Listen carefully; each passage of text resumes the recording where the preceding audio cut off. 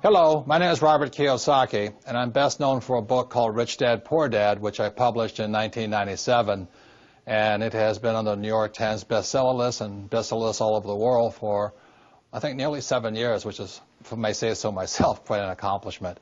My other book, the latest book that just came out in 2008, is How to Increase Your Financial IQ, and in these economic, volatile times, I really think increasing this, your number one asset, your IQ, is especially important today.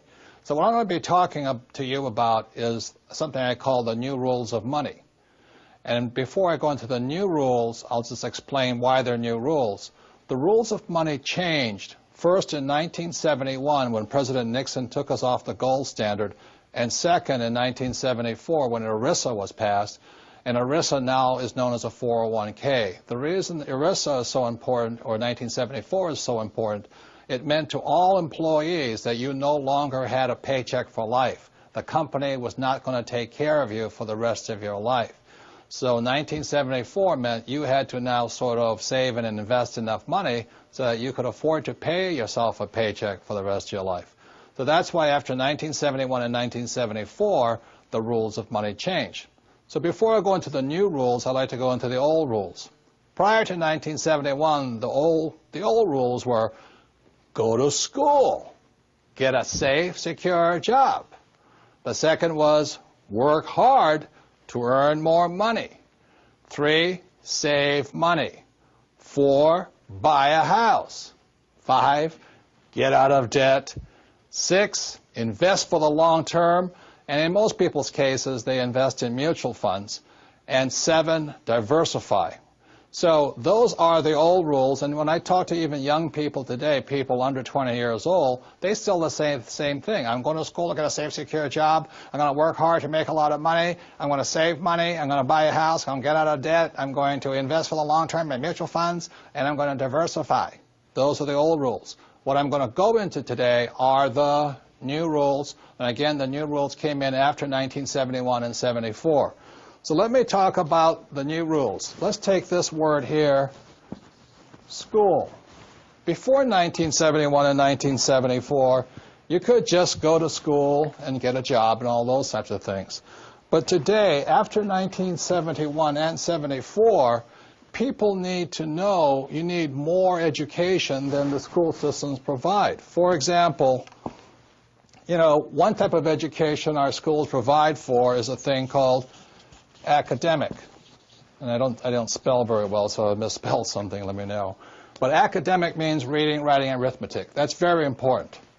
Rule number 2 you have to learn in school is professional. So, after I graduate from high school or college or whatever it is, do I go on to law school or to go to trade school, become a plumber, or to learn to be a webmaster, whatever it is? So it's academic and professional education. This is also very important. Our schools do a pretty good job of that. The third type of education that's important after 1971 and 74, the third is financial education. And this is why people are in financial trouble today. Because our school systems have very little, if any, financial education. And the only kind of financial education many school teachers are teaching kids is stuff they know, which is get a safe, secure job, work hard, save money, get out of debt, invest in a house, and invest in mutual funds. That is inadequate financial education today. And the Rich Dad Company is an educational company that provides financial education appropriate to these times. So that's the first set of new rules. The new rule is after 1971 and 74, we all need more financial education and invest in our greatest asset, our minds, or increasing our financial IQ. So the advantage I had in my life was my poor dad was an academic guy. He was a PhD, head of education. He's a great, great guy. I love him dearly. But as you know, since we don't teach much about financial education, people are in financial trouble today. And that's where my rich dad kicked in. My rich dad thought this was very important, and my poor dad thought this was very important. So that's the difference between rich dad and poor dad. And one more thing, the reason I apologize for my spelling is even though my dad was the head of education for the state of Hawaii, he had me as his son, which kept him humble. And I flunked out of high school twice because I could not spell. So I'm not very good academically. In fact, I'm not good to all of this stuff, but it's a combination of these three types of education that are essential today in this new economy, this new set of rules in the world.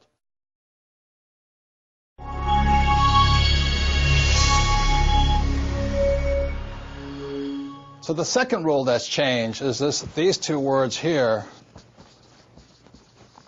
job and work. And again, it goes back to the rule changes in 71 and 74.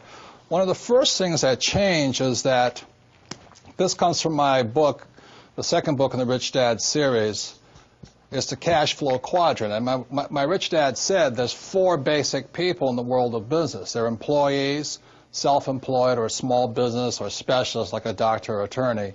There's big business, and there's an investor. So what happens is the reason people get in financial trouble, since they don't have any financial education, well, they do get a job, and they either get a job as an employee or they get a job as a specialist, like a doctor, a lawyer, small business person, and all this. So this is what our school systems currently train people to be, and that's why you hear people say, I'm going to go to school so I can get a safe, secure job. And most of the time, they're over here, and that was my poor dad. He wanted me to get a job here. My mother wanted to become a doctor, a smart person. And I said, Mom, there's only one problem with me being a doctor is I'm not smart. She says, good point there. You probably shouldn't be a doctor, and things like this. Now, the other thing that most people do not know is the tax laws for all four of these people are different. The employees pay the highest percentage of taxes. Second are the specialists, like the doctors, lawyers, accountants. And these guys pay the least and sometimes zero taxes. So that's what's changing, is because we need to know, as part of our financial education, is how does tax affect our lives? And taxes are our single largest expense, and given the national debt of most countries and the U.S., they're going to keep raising taxes somehow, sales tax, gas tax, whatever the case is. The Rich Dad Company trains people to work over here, to either become an entrepreneur like Bill Gates or Steve Jobs or Branson or Rupert Murdoch, some big entrepreneur, my friend Donald Trump, or to be an investor like Warren Buffett or George Soros, things like this. So the Rich Dad Company trains people to work or to think like B's and I's. The trouble with most E's, the reason they don't make it well over here, is they're so into security. I need job security. And these guys here, the specialists, they say, if you want it done right, you do it by yourself. So they get taxed the most and all this. Another point here is the reason the governments of the world give these guys the tax breaks is because these guys provide the jobs, and these guys provide the investment money to build new houses and factories and things like this. So that's why these guys get the tax breaks here. So another reason people are in financial trouble is after 1974, all of these guys had to start becoming investors. And that's why in 1974 in America it's called the 401k. And the problem with that is the most highly taxed investment vehicle you can put your money into. So because of a lack of financial education, people are investing in 401ks and mutual funds and still paying exceptionally high taxes. Another part of your financial IQ is to know there's three types of income. So if you're going to say work hard, most people are working hard for earned income, and that's what these guys are working for. The trouble with earned income in America, your tax rate's approximately 50%, whereas Warren Buffett says it's a shame that his secretary pays a higher percentage in taxes than he did, although he makes billions of dollars. So when you say to a child, go to school and get a safe, secure job, you tell them to work for earned income, the worst type of income. The second type of income is portfolio income. And today, as I speak, and they're trying to change this, it's about 20%. And portfolio income is generally known as capital gains. So if I buy a stock for $10 and I sell it for $50, the $40 gain is taxed at 20%. Or if I buy a house for $100,000 and I sell it for $200,000, that's a capital gains type event. So you pay a lot of tax for that. And the third type of income, which is the best type of income, excuse me, I can't spell again, is passive income. And this is income that just comes in on a regular basis. One of the reasons I am wealthy and is able to retire at a young age is because I worked hard for passive income, not earned income. I don't flip real estate generally, not portfolio income. I don't flip stocks. I want passive income. So today, the new rules of money, it's important to understand what are you going to school to become, ES, entrepreneur or investor, and what kind of income you're working hard for, earned, portfolio, or passive. And if you know what you're doing, you can pay 0% taxes legally. And this can be done all over the world. People say, we can't do it in my country. Well, these people can't do it in any country, but in most parts of the world, governments need these people. So they're always giving tax incentives for investors and business owners who are for passive income. So those are some of the new rules of money. You've really got to know what you're working hard at and what kind of work are you performing, what kind of income are you working hard for. Personally, I want to minimize this. Unfortunately, one more point, is 401k when you retire is earned income. From savings, it's earned income. So that's why I don't personally have a 401k and I don't have savings, and I really don't want a job, is because I don't want much earned income. What I'm working hard for is portfolio and passive income, and that's required for people to think like B's and I's. And that's what my book, The Cash Flow Quadrant, is about. For those who want to make changes from E's and S's to B's and I's, I think it's a book you'll find worth reading. You might find it's a mindset change first. Like, these guys want job security. These guys want to take advantage of opportunities. These guys want to do it on their own, so they don't make very good big entrepreneurs. So those are some of the difference. It begins with mindset and all this, and knowing what kind of income you work hard for.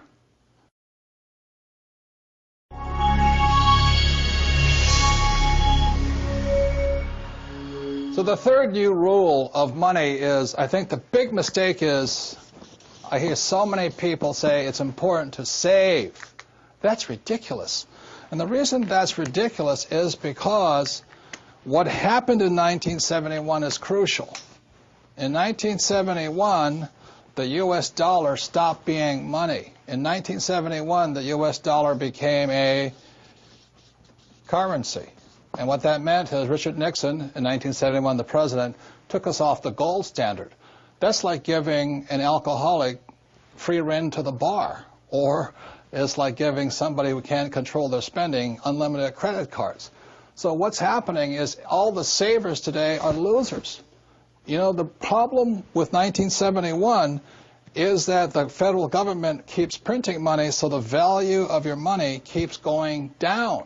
So these people, I'm saving, and if you notice, as the value of the dollar goes down, prices go up. So they call this inflation. You know, you look at in 1997, oil was about, I think, $10 a barrel. 10 years later, it's about 135 a barrel. So they say it's inflation, but really what it is the dollar's value coming down. So savers are getting wiped out today. So just keep saying to yourself and to your kids to save money, that is not the new rule. That's an old rule.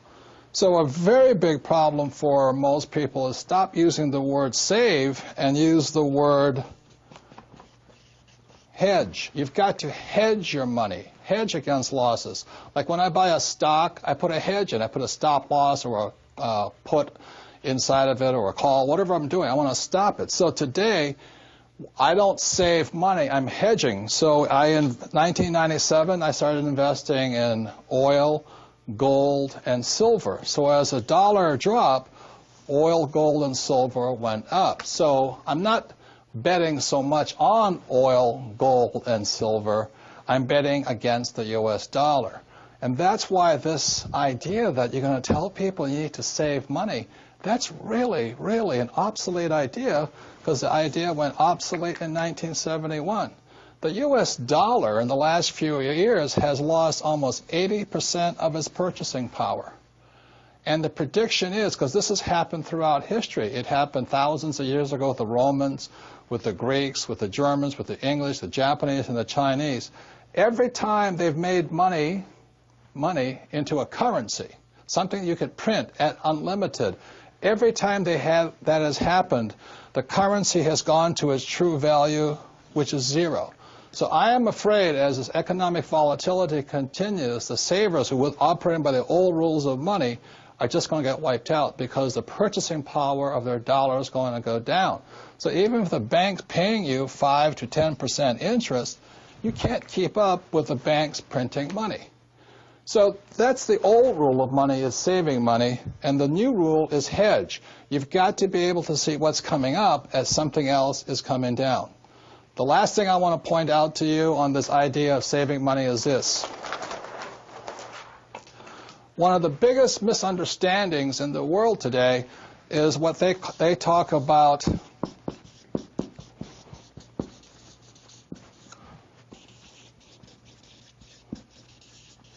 if I misspell again, apologize, is the U.S. Federal Reserve Bank, which I believe was created in 1913. In 1971, the reason 1971 is such an important time was because the U.S. Federal Reserve became the bank to the world. They could print as much money as they wanted. Never in the history of the world has anybody been allowed to print money for the rest of the world. Let me backtrack one more time. I talked about how the Romans did it, the Greeks did it, and all this. Every time people have done this, chaos has broken out, and that's why there's chaos in the world today. So in 1913, when the U.S. Federal Reserve Bank was created, they were basically allowed to print money for the world. Every time that has happened throughout history, a despot has arrived. For example, in 1933, a man named Adolf Hitler rose to power when the Weimar Republic was allowed to print as much money as it wanted to do. And in Russia, when Russia's currency broke down, a man named Lenin rose. When the Chinese economy broke down, Mao Zedong rose. When the Yugoslavian government broke down, Milosevic arose. So we're in that critical point right now, and one of the causes of it was in 1933, this thing called the U.S. Federal Reserve was created. And I think, they've done a pretty good job of making the rich richer. Unfortunately, many of the poor are getting poor.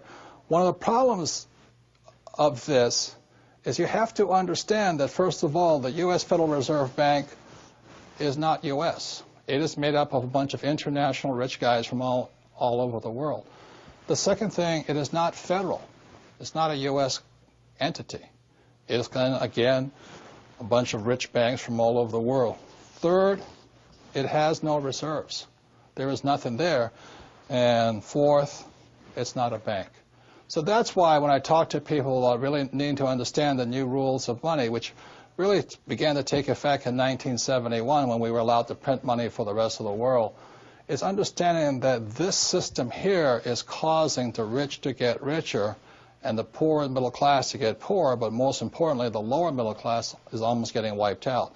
High prices, volatilities in the market, food getting more expensive, gas getting more expensive, savings getting wiped out, home values going around. And the reason the troubles have started, again, is the U.S. Federal Reserve Bank is not U.S., it's not federal, there's no reserve, it's not a bank. So if you understand that, then you can start to hedge your position rather than save money. And that's the new rule of money.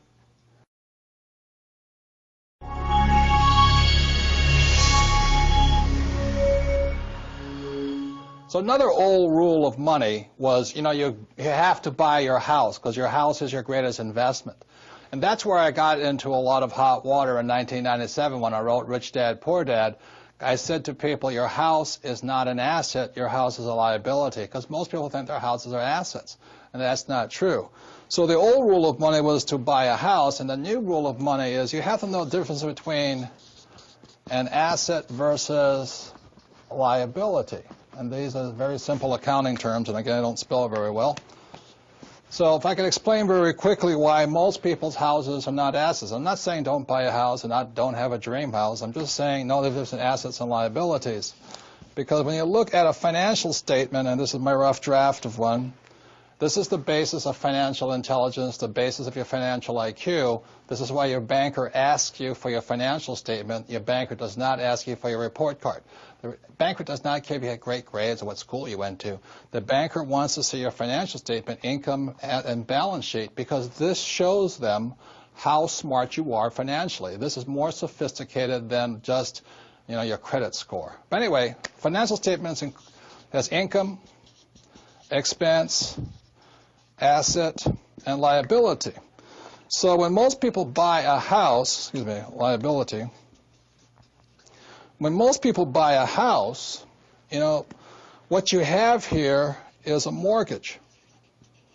And it looks like you have a house here, which is an asset. But that's not really accurate. What determines if something's an asset or liability is the most important word in financial intelligence, and the word is cash flow. And we ask any accountant how important this is. So as a young boy, my rich dad very simply said, assets put money in your pocket. Cash flows into your pocket. And a liability takes money from your pocket. So if you're truthful about it, you say, well, does my house take money from my pocket?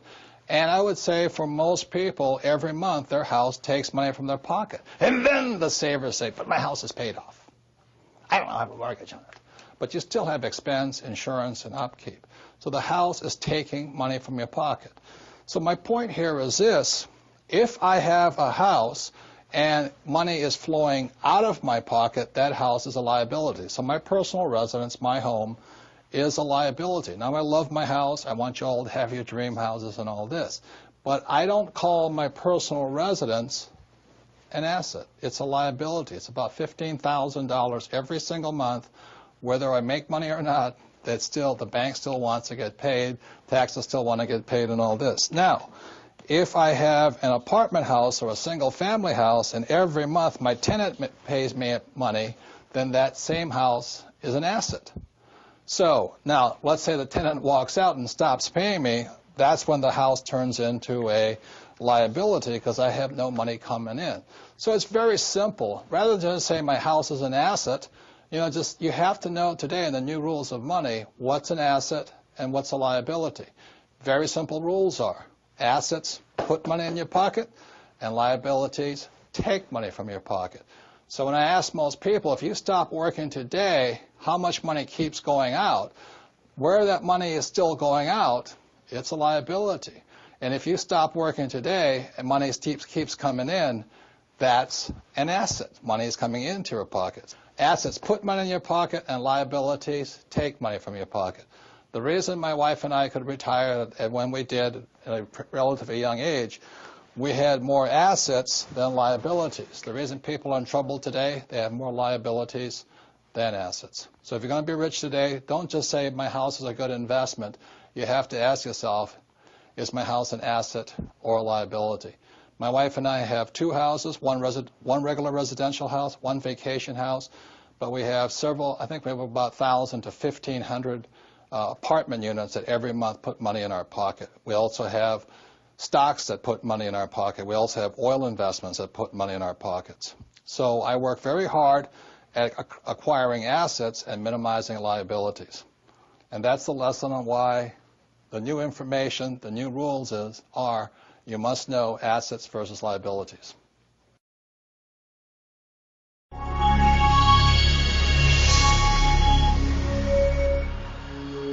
So the next old rule, new rule of money I want to talk about is one of the nastiest four-letter words in most people's vocabulary, and that four-letter word is debt. And every expert will tell you, get out of debt, get out of debt, get out of debt. Those are old rules. To be up to date and with time, especially since after 1971, you've got to know today that there's both good debt and bad debt. And the reason most people are in trouble is because they have too much bad debt. And as from the example of assets versus liability, it's a very simple thing. Good debt makes you rich because it puts money in your pocket, and bad debt is bad because it takes money from your pocket. So I have a house and I'm paying it off and all that stuff, but my house is bad debt because I got to pay for it. Good debt is debt that somebody else pays for me and makes me rich.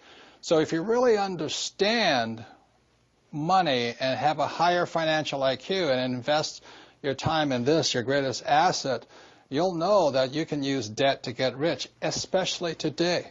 One of the reasons, that when you look at what happens to most people is, again, if this is an income statement, expense, asset, and liability, The reason most people are in financial trouble is they think they buy a nice house, so they buy this big house, but they have this thing called a mortgage. And nothing wrong with a mortgage, but the word mortgage, if you understand financial literacy or the definition of the word, mortgage means death, mortgage, the death of your future age. So you have to know when to use debt and in the good process.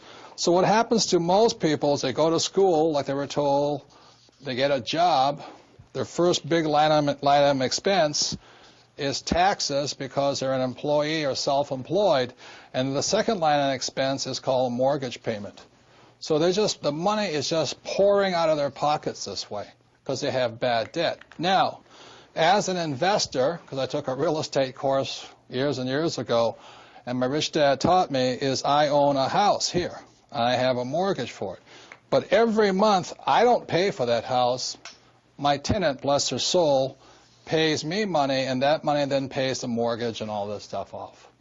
So I am a wealthy man because I have lots of good debt, and I get richer and richer because I use debt. If you understand tax law, debt is tax-free. It's wonderful stuff. There's another thing about knowing how to use debt to get rich.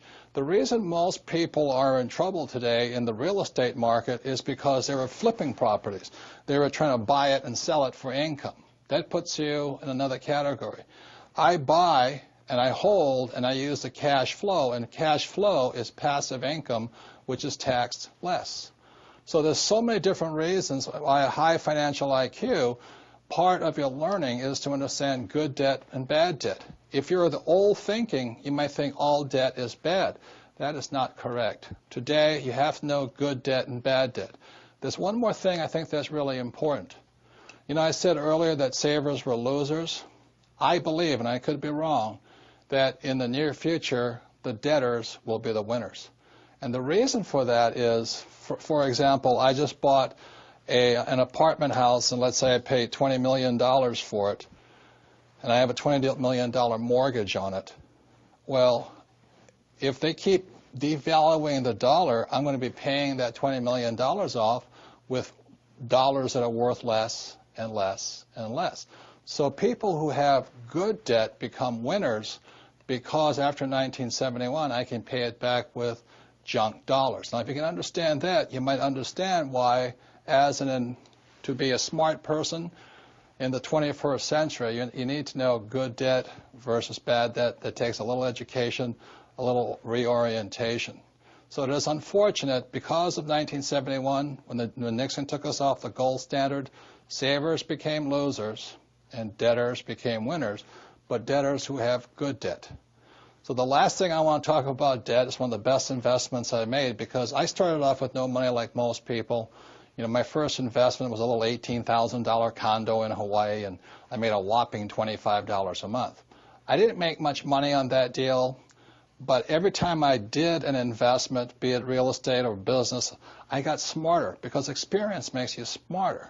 So I started with just a little $18,000 unit. I broke out my credit card. I paid the $2,000 down payment with my credit card, so it was 100% finance. Now, most experts will say you, that's stupid. You don't do that. But if you know what you're doing, you can do it. A number of years ago, I bought a $7 million commercial building. I paid for it with zero down. And every month, after everything is paid for, it puts about $30,000 a month income in my pocket, or $360,000 a year for no money down. So that is the price of having a good education or a bad education. A good education is knowing the good debt versus bad debt and how debtors can win if you know what you're doing. Even in this economic environment of high volatility, because I'm basing all of my investments not on capital gains or appreciation, I base all of my investments on cash flow, how much money comes in. So even though the real estate market has crashed, I hate to say this, but it's been good for me because more people became renters all of a sudden. So my rental rates went up, my income went up, I'm paying for it with cheap dollars and things like this. So in the new rules of money, you have to know the difference between good debt and bad debt, and why savers are losers and debtors are winners.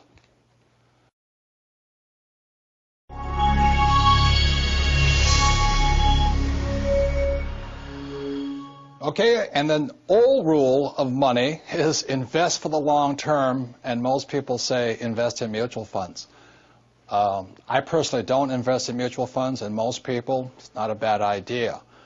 But if you want higher returns with less risk and less taxes, then you have to first invest in your financial intelligence. So mutual funds have its place for most people, but I personally don't invest in them. And I'll go into why. So when somebody says invest for the long term, one of the problems I have with that is, what does that mean? Because that's the old rule. The new rule is you have to know the difference between buy, sell, and fool. And so when I'm buying and selling something or investing, this is the difference for me, okay? When I buy, let's say, a house or an apartment house, I buy it long. That means I want to hold on to my real estate forever. But what I do is I sell it every 30 days to my renters. So I hold the property forever. All these guys who are flipping property, the problem with flipping property is that you have capital gains tax all the time. You're losing money to taxes. It doesn't make sense.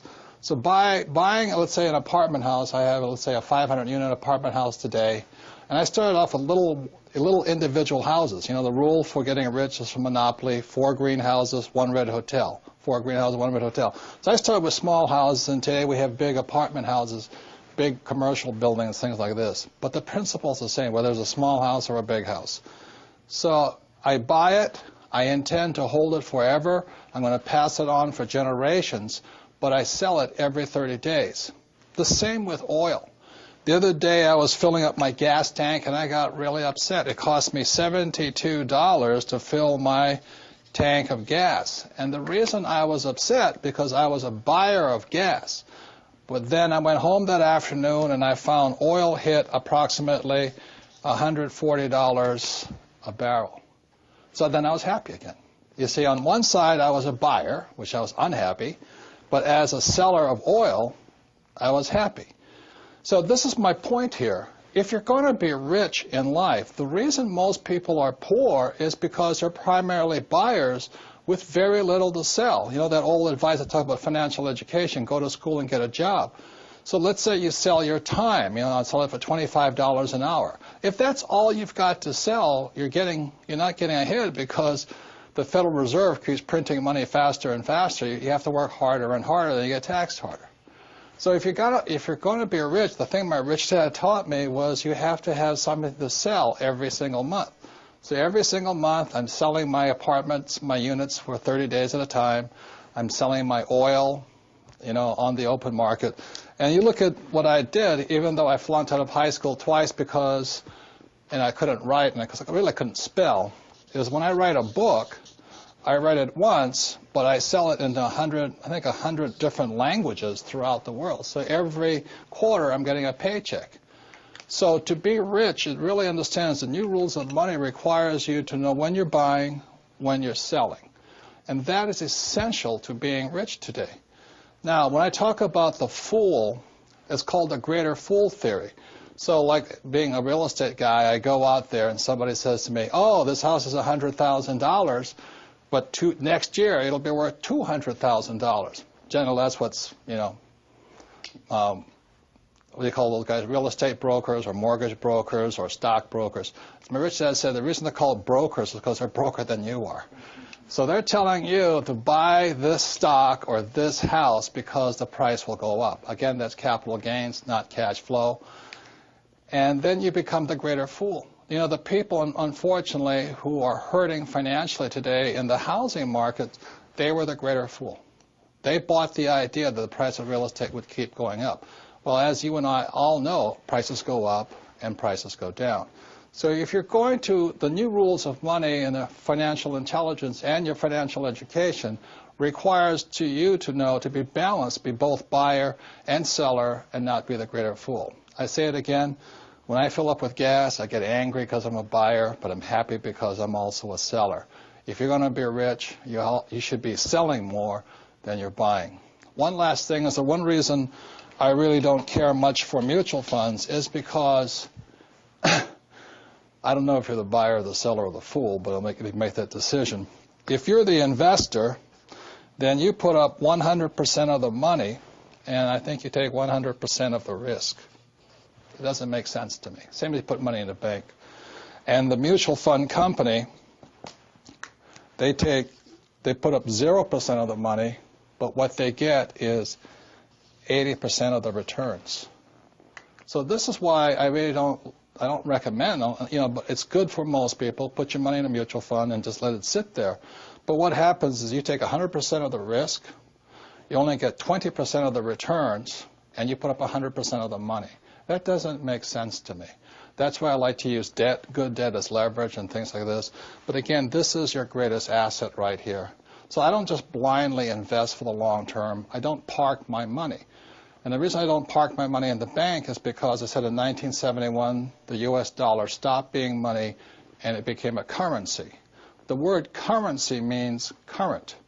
You must keep your money moving.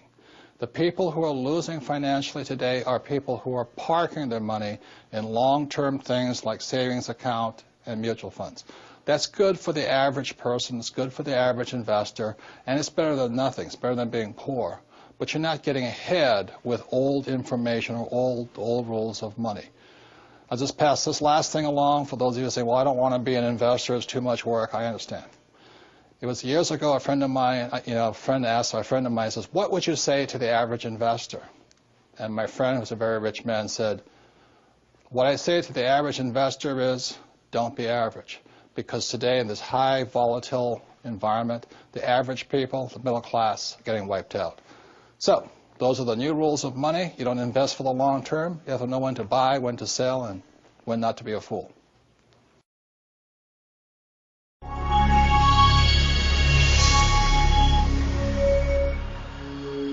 And so the last old rule of money is always that interesting word is called diversify.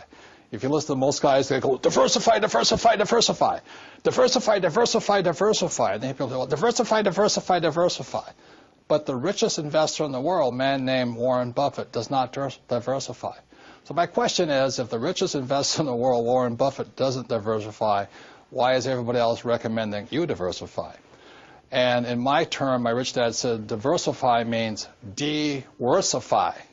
And what they want you to do is buy a lot of stuff because most brokers, and again, the reason they're brokers is because they're broke, is that they can't tell you which is going to be the good stock or the good real estate or the good bond and all this. So they tell you to diversify.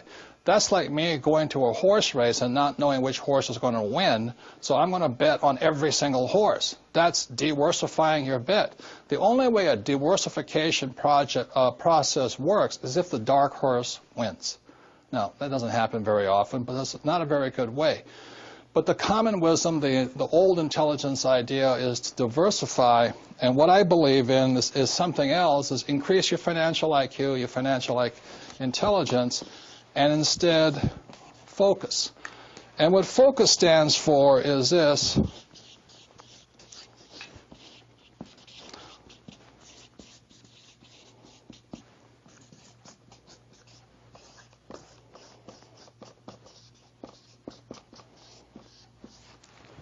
Focus is follow one course till you're successful.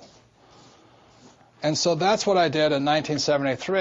I signed up for my first real estate investment course. And I just did it and did it and did it. I bought this one little $18,000 place. And I did it again, and I did it again, and I did it again until the point where I understood it. And then I went into becoming an entrepreneur. And I did it, and I did it, and did it, and I'm still learning. And I'm still learning about real estate. And the reason, in 1966, I got into oil when I went to work for the Standard Oil Company. So today, I'm still focusing. I invest in oil and oil and oil. And I don't diversify. It doesn't mean I don't lose. Sometimes I'm lose, sometimes I make mistakes and all this. But I just don't buy good as with all the bad. If you're going to be successful as an investor, diversification is good for the average investor. If that's what you want to be, have a good life. But what I'd rather do is be able to know the good ones from the bad ones, the good investments from the bad investments, the good advisors from the bad advisors, and what's good for me and what's not good for you. Because what I do is not necessarily what's going to work for you, and vice versa here. So that's why I really think instead of diversification or diversifying, the new rules of money say follow one course until you're successful, and then keep doing it. Because once you find that way of being successful, you can do it again and again and again. It's just like learning to walk. You fall down a number of times, but once you learn to walk, you know it forever. And that's what I recommend. So some of the difference between the old rules and the new rules. Thank you very much.